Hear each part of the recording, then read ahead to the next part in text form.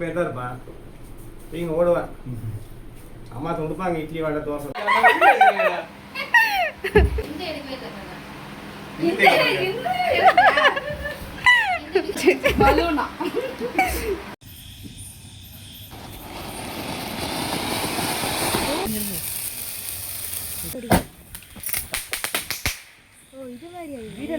Hi friends, எங்கள் வீட்டில் தீபாவளி நாங்கள் எப்படி செலிப்ரேட் பண்ணோம் அப்படிங்கிறது தான் இந்த வீடியோவில் நீங்கள் பார்க்க போகிறீங்க.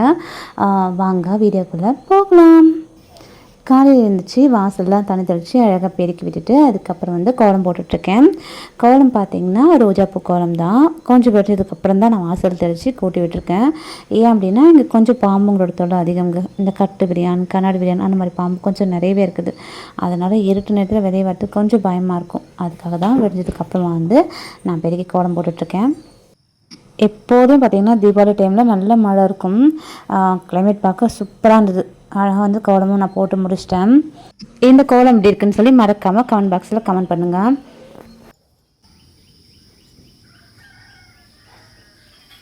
தீபாவளினாலே கண்டிப்பாக எண்ணெய் தேய்ச்சி குளிக்கணுங்கிறது நம்மளோட வழக்கமாக இருக்கிறதுனால எல்லோரும் எண்ணெய் தேய்ச்சிக்கிட்டோம். அதுக்கப்புறம் சுடு தண்ணியுமே வச்சு கொடுத்தாச்சு. தண்ணி விளைவி கொடுத்துட்டேங்க குளிக்கிறதுக்கு. அதுக்கப்புறம் பார்த்திங்கன்னா குளிச்சு முடிச்சுட்டு சமைக்க ஸ்டார்ட் பண்ணிட்டேன். பஜ்ஜி, சுழியம், அதுக்கப்புறம் இட்லி, அப்புறம் கறி குழம்புன்னு சொல்லி எல்லாமே ஒன்று ஒன்றா செய்ய ஸ்டார்ட் பண்ணேன். ஃபஸ்ட்டு பஜ்ஜி போட்டுடலாம் அப்படின்ட்டு பஜ்ஜி போட்டு எடுத்து வச்சுட்டு அப்புறம் சுழியமும் செஞ்சு முடிச்சிட்டேன். குலோப் ஜாமுன், இது முறுக்கு நைட்டு 12 o'clock ஸ்டார்ட் பண்ணுங்க செய்யறதுக்கு. செஞ்சு எடுத்து வச்சுட்டு சிக்கன் குழம்பு வைக்கிறதுக்கு சிக்கனை வாஷ் பண்ணி வச்சுருக்கேன். என்னோடய பையன் பார்த்திங்கன்னா சின்னவங்க குளிச்சுட்டு வந்துட்டாங்க. அவங்க அழகாக சாமிக்கு பூவெல்லாம் ரெடி பண்ணிட்டு இருந்தாங்க. வெள்ளையாக இருக்கிற பூ, இதுக்கு நடுவில் கொஞ்சம் மஞ்சள் குங்குமம் வச்சு ரொம்ப பார்க்க அழகாக இருக்கும். அதுதான் அவங்க வச்சுட்டு இருக்காங்க.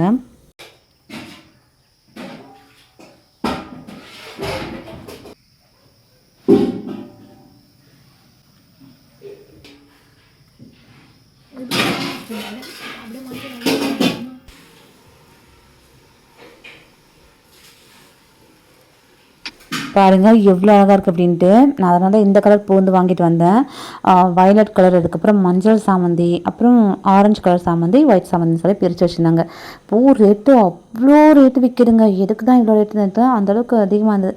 நான் சாமந்தி மட்டும் தான் வாங்கிட்டு வந்தேன். ஒரு சைட் பார்த்தீங்கன்னா தம்பி பூ வச்சு சாமிக்கு ரெடி பண்ணிருந்தாரு. நான் லாஸ்ட்டாக இட்லி ஊற்றலான்னு சொல்லி ஊற்றிட்டுருக்கேன். ஃபஸ்ட்டு இந்த சுழியம் பஜ்ஜிலாம் போட்டு முடிச்சிட்டோமா, கடைசியாக இட்லி ஊற்றிக்கலாம், கொஞ்சம் ஈஸியாக இருக்கும் இல்லையா, அதனால் கடைசியாக ஊற்றிக்கலாம்னு சொல்லி எடுத்து வச்சுட்டேன். கஷ்டமாக இருந்தால் பண்ணிவிட்டு ஈஸியாக இருந்தால் கடைசியாக பண்ணிக்கலாம் அப்படின்னு பண்ணிட்டு இருந்தேன். நான் ஒரு சைடு கிச்சன் வேலையை பார்க்கவும், பூஜை ரூம் வேலையெல்லாம் என்னோட சின்ன பையன் பார்த்துக்கிட்டாங்க. ஒரே ஆள் வேலை பார்க்குறோம் அப்படின்னா கொஞ்சம் கஷ்டமாக இருக்கும். வேலையும் சீக்கிரம் முடியாது. ஆளுக்கு ஒரு வேலையை பார்த்தோம் அப்படின்னா கொஞ்சம் சீக்கிரம் முடிச்சிடலாம் அப்படின்ட்டு தான் நான் வேலையை பிரித்து கொடுத்து வச்சுருந்தேன். நீ எந்த வேலையை பாரு, நீ எந்த வேலையை பாருன்னு சொல்லி எல்லாருக்கும் வேலை பிரித்து கொடுத்துருந்தேன். அவங்கவுங்க வேலையை சூப்பராக பார்த்துட்டு இருந்தாங்க. எங்கள் ஊர் சைடு எப்படின்னு பார்த்தீங்கன்னா படைக்கும் போது பட்டாசு வெடிப்பாங்க. யார் வீட்டாவது பட்டாசு வெடிக்குது அப்படின்னா அவங்க படைச்சி முடிச்சிட்டாங்க அப்படின்னு தெரிஞ்சுக்கும். அதுக்கேற்ற மாதிரி பட்டாசு நான் இங்கே படைக்க ஸ்டார்ட் பண்ணுவோம். பட்டாசு வெடிச்சிருந்தாங்க அவங்க. சரம் வச்சுட்டு இருந்தாங்க. ரொம்ப என்ஜாய் பண்ணி பட்டாசு வச்சாங்க. இந்த பொம்பளை பிள்ளைங்களுக்கு ட்ரெஸ் எடுத்து கொடுத்தா அவங்க ஹாப்பி ஆயிடுவாங்க. ஆம்பளை பசங்களுக்கு தீபாவளியில் பட்டாசு வாங்கி கொடுத்தா தான் அவங்க ஹாப்பி ஆவாங்க. பறிச்சு முடிச்சு எனக்குமே பட்டாசு வெடிக்க ஆசையாக இருந்தது. நானும் வந்தேன். எனக்கு இந்த வெடிக்கிற பட்டாசுனா ரொம்ப பயம். நமக்கு எப்பவுமே இந்த கம்பி மத்தாப்பு, அதுக்கப்புறமே இந்த புஸ்வானம் இருக்கலாம், அது அப்புறம் சங்கு சக்கரம், இதுதான் நமக்கு ஈஸியாக இருக்கும். ஆனால் அதுக்கே பயப்படுவாங்க. சம்டைம்ஸ் வெடிச்சிடும் இந்த கலசம்லாம். எனக்கு ரொம்ப பயமாக இருக்கும். பசங்க என்ன ஃபோர்ஸ் பண்ணி நீங்கள் பட்டாசு வெடிச்சு ஆகணும் அப்படின்னு கூப்பிட்டு வந்தாங்க. தீபாவளிக்கு பட்டாசு வெடிக்கலாம் எப்படிமா அப்படின்ட்டு. ஸோ ஓகேன்ட்டு நானும் வாங்கி வெடித்தேன். ஆனால் ரொம்ப பயமாக இருந்தது. பட்டாசு எங்கே இருக்குன்னு தெரியல, நான் எங்கே இருக்குன்னு தெரியல. அந்தளவுக்கு லாங்கில் வச்சு தான் நான் வெடித்தேன். ஏன்னா பற்ற வைக்கும் போது டக்குன்னு வெடிச்சிட்டு என்ன பண்ணுறது, அதனால ரொம்ப தள்ளி நின்று சேஃபாக தான் நான் வெடித்தேன். பார்த்தா உங்களுக்கே தெரியும், ஏம்மா இந்த பட்டாசுக்கா இவ்வளோ பயப்படுற அப்படிங்கிற மாதிரி. ஒரு வகையாக பட்டாசுலாம் சூப்பராக வெடித்து முடிச்சுட்டு நான் பசங்களுக்கு சாப்பாடு தான் கொடுக்கணும். இதுக்கு பட்டாசு வெடித்து முடிச்சு தான் கொடுக்க போகணும். ஏன்னா அவங்க என்ன விட மாட்டாங்க, நீங்கள் பட்டாசு வெடிச்சாகணும் அப்படின்ட்டு. இதை முடிச்சு தான் பின்னாடி உங்களுக்கு சாப்பிட்டு கொடுக்கணும்.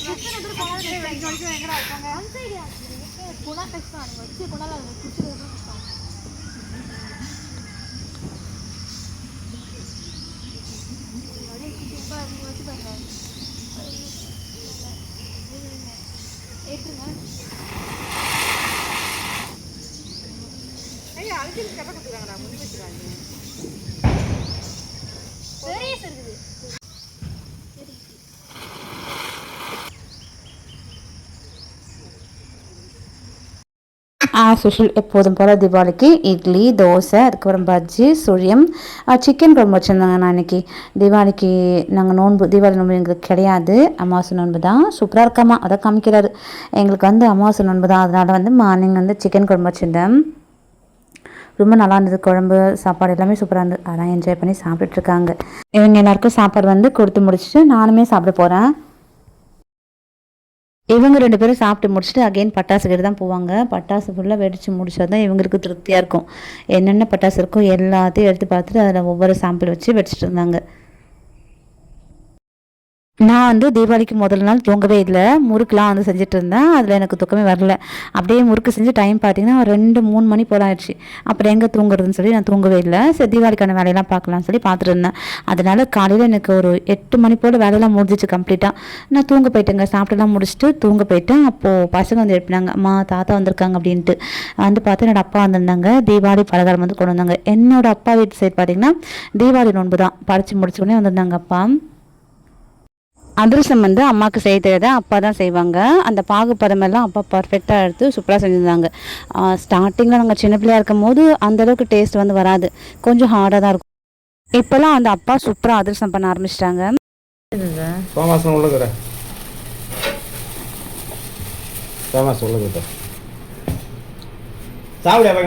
எடுத்துக்கடா அத்தை விட்டு போவான், தீபாவளி எடுத்துன்னு போவான். வடை தோசைலாம் போன உடனே எல்லாம் ஒரு கப்பு கப்பு நாங்கள் வடைக்கு போயிட்டு போனோங்க.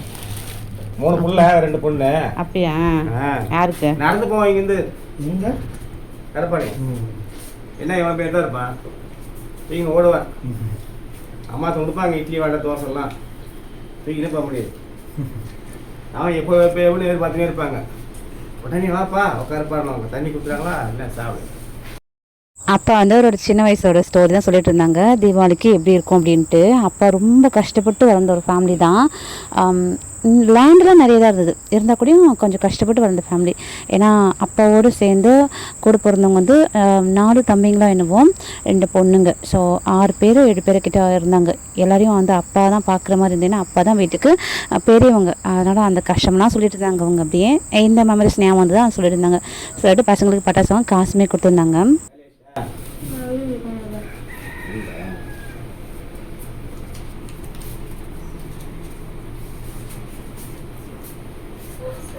தாத்தா நிறையா தரலாம், வரணுன்னா வீட்டுக்கு வந்தீங்கன்னா தரலாம். சரி உங்கள் விடுவாங்க பேண்ட் ஷர்ட்டை ஒன்றா அது காசு தரம் எடுத்துக்கணும்.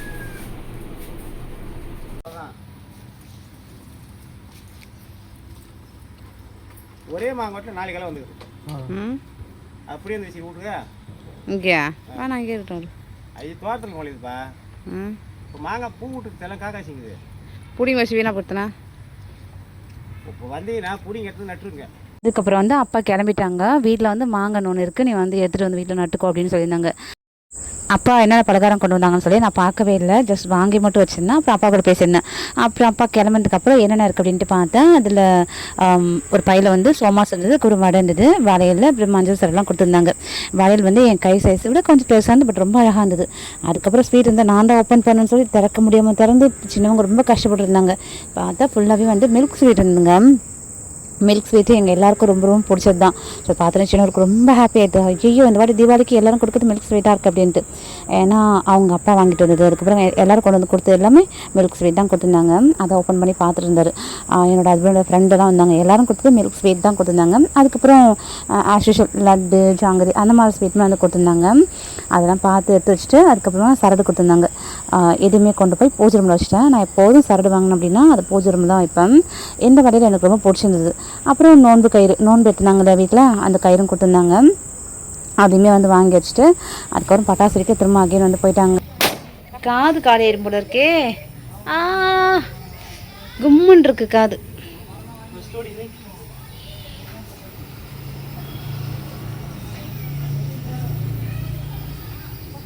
போச்சு, ஒரு பட்டாசுக்கு ஒரு காது, 2 பட்டாசுக்கு 2 காது, 2 காதும் போச்சு. சோடி முடிஞ்சு. அந்த பட்டாசுல இருந்துச்சு. என்ன பட்டாசம்மா இது? காது வலிக்குது. லக்ஷ்மி தெரியாது.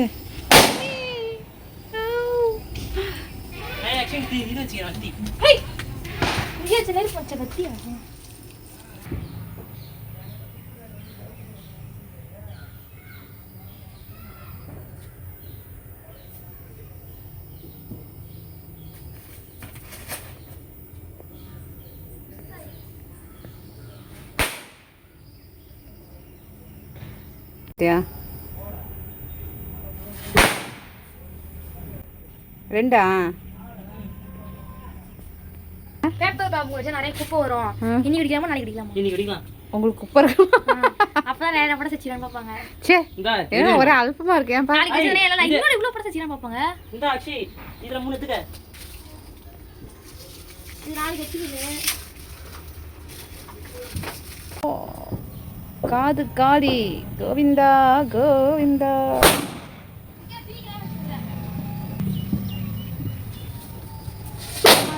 அப்போ முருகா காது காது பண்ணுறாங்க முருகா. ஒயின் மேடம் சொல்லிட்டு இசட் வரைக்கும் சொல்லிச்சு எனக்கு. அப்பா அம்மா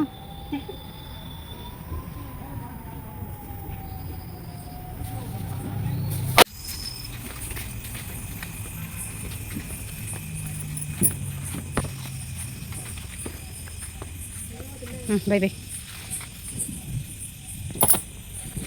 மேலே பார்க்க ரெடியாக இருங்க, சருங்க போயிடும்.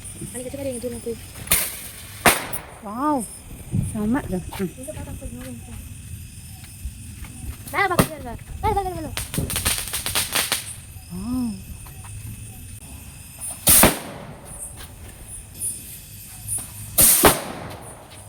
ஓய்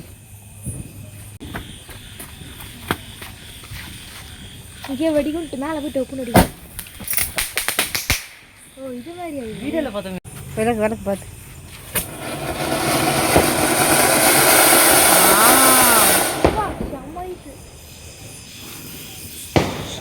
அப்படி இங்கே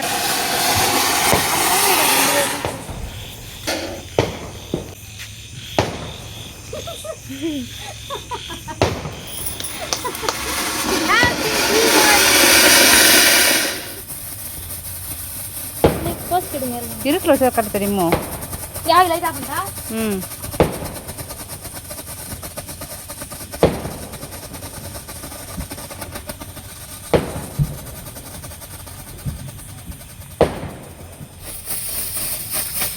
ஏய்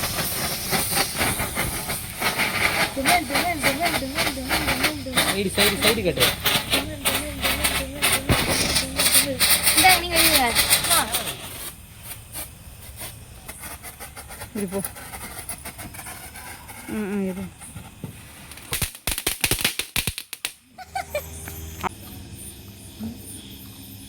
இரியுது. எத்துரு ஏன் அந்த பக்கம் போகுதுப்பா. வாவ்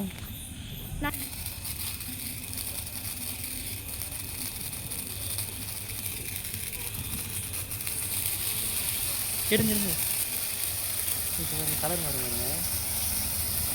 மாதிரி இருக்கு. 3 கலர் தான் இருக்கு. Happy Deepavali. White. Wow red green white செம்மடா.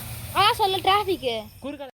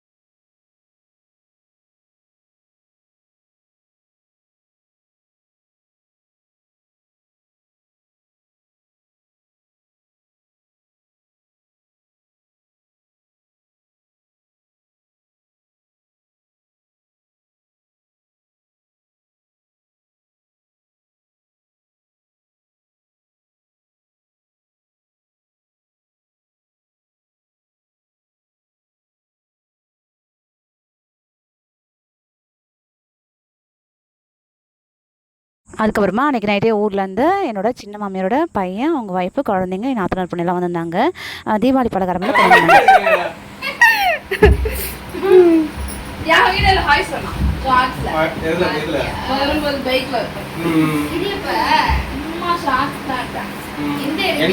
எப்போ எடுத்து எனக்கு எடுத்தாச்சா?